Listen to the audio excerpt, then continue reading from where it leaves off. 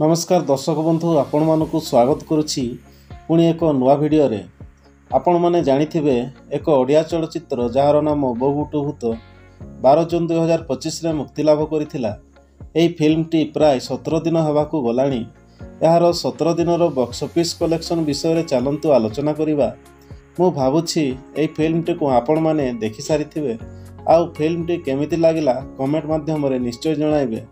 एही film T 420% रु अधिक रिटर्न पाइछि।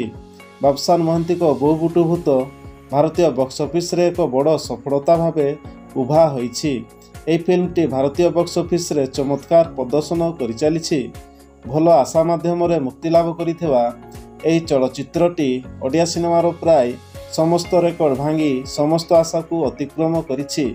किछि दिन तळे एहा सर्वकालीन सर्वाधिक आयकारी ओडिया चलचित्र भाव में उभा होइथिला एवं नेट संग्रह रे 10 कोटी टंका मध्य अतिक्रम करिथिला।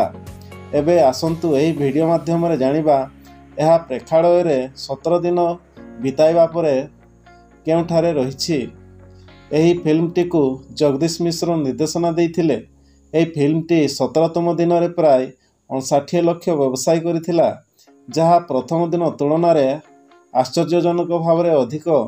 एथुरु जना पड़ुछि फिल्म टी आगो को आहुरी रोजगार करिवो।